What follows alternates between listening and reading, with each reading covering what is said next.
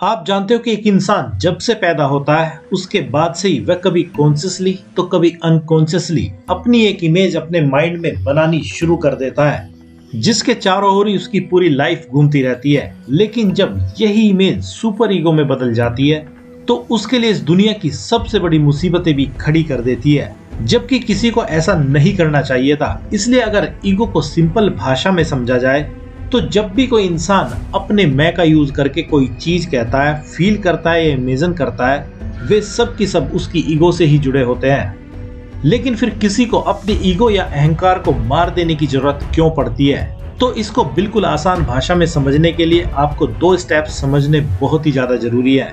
और वे यही है कि अगर आप लाइफ में हर टाइम खुश रहते हैं, भले ही आपके पास कुछ है या नहीं है, उससे कोई भी फर्क नहीं पड़ता है, तो आप समझ सकते हैं कि आपने अपनी ईगो को पॉजिटिव ईगो में बदल लिया है। जो कि किसी के लिए यह तभी संभव हो पाता है जब वह अपनी ईगो को खुद के हाथों ही मौत दे देता है, क्योंकि उससे पहले ऐसा करना भी संभव नहीं होता है। और दूसरा, अगर आपके अंदर निगेटिव ईगो भरी पड़ी है तो उसके लिए तो आपको अपनी ईगो को मार देने की जरूरत पड़ेगी ही पड़ेगी, जिसको सही से समझने के लिए पहले इस तरह की निगेटिव चीजों की कुछ पहचान जान लेते हैं कि कब ये इंसान पर हावी होती है और किस प्रकार के रिजल्ट किसी की लाइफ में क्रिएट करके देती है।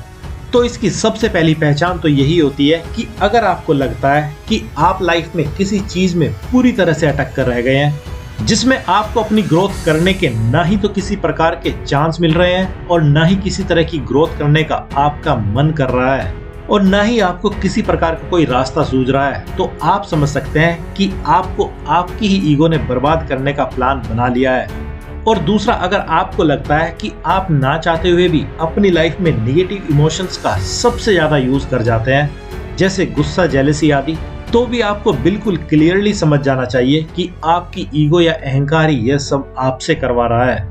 और तीसरा, अगर आपको लाइफ में कुछ भी इंजॉय फील नहीं होता है, भले ही आपको किसी पर लगता हो कि आप बहुत कुछ कर सकते हैं, लेकिन वह बस कुछ ही सेकंड तक रहता हो, तो तब भी आप समझ सकते हैं कि आपकी ईगो ने ही आपको इस कदर अपने अंदर जकड़ रखा है कि आपको उससे बाहर कुछ दिखाई ही नहीं दे रहा है। तो ये सब भी आपकी ईगो ही आपसे करवा रही है।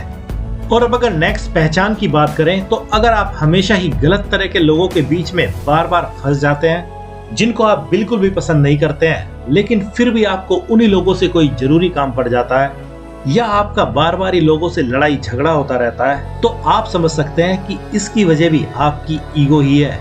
और ऐसे ही न जाने कितने ही निगेटिव एक्सपीरियंस किसी को उसकी नेगेटिव ईगो हर रोज कराती ही रहती है।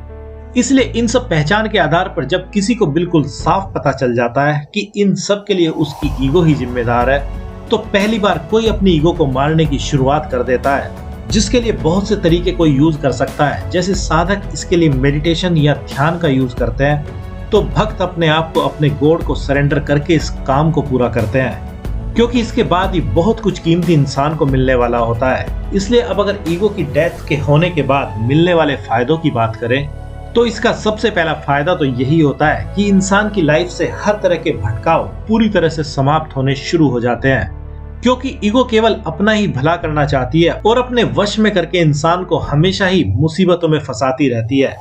लेकिन जब ईगो समाप्त हो जाती है तो इंसान अपने साथ ही साथ दूसरों का भी ख्याल रखना शुरू कर देता है, क्योंकि ऐसा करने की ताकत ये प्रकृति उसको खुद पे खुद ही दे देती है, जिसमें उसको अब लाइफ एक अलग ही तरह से दिखाई देने लगती है। और कल जहाँ पर केवल उसको मुसीबतें और रुकावटें ही किसी चीज में दिखाई देती थी,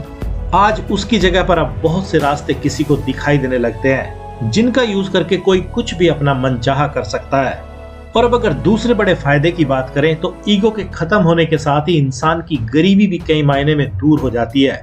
क्योंकि आपको जानकर हैरानी होगी, जब किसी के पास केवल 1-2 चीजें ही अच्छी होती है, तो तभी कोई उन चीजों को लेकर अहंकार दिखाता है। लेकिन अगर किसी के पास बहुत सारी चीजें अच्छी हो, तो उसके लिए ईगो जैसी चीजों की कोई इंपॉर्टेंस ही नहीं रह जाती है। और अगर आप इसको एक दूसरे वे में समझे, तो ईगो ही किसी को लिमिटेशंस के रास्ते पर ले जाती है, जिसके कारण ही कोई केवल 1-2 चीजों पर ही अपना पूरा फोकस लगा देता है और बाकी चीजों में वह पीछे रह जाता है। लेकिन जब किसी की ईगो पूरी तरह से खत्म हो जाती है, तो वह लाइफ के हर फील्ड में एक साथ ग्रो करना शुरू हो जाता है, और यही ईगो के खत्म होने पर मिलने वाली सबसे कीमती चीज भी होती है। और अब अगर ईगो की डेथ पर मिलने वाले तीसरे और कीमती फायदे की बात करें तो ईगो के खत्म होते ही इंसान का बहुत से अनचाहे दुखों और दर्द से पीछा छूट जाता है, जो उसको बेमतलबी शारीरिक और मानसिक कष्ट हर टाइम ही जाने अनजाने में देते रहते हैं और उसके अंदर एक ग्रेटिट्यूड की भावना हर समय ही रहने लगती है। और यही कारण होता है कि दुनिया के लगभग हर धर्म ग्रंथ ने ईगो या अहंकार को इंसान का सबसे बड़ा दुश्मन बताया है, जो सबसे बड़ी परेशानियों का कारण भी बनता है। और सबसे कमाल की बात तो यह होती है कि बहुत से लोगों को तो कभी पता ही नहीं चल पाता है कि उनके अंदर भी ईगो है, जिसकी पहचान आज आप भी कर सकते हैं।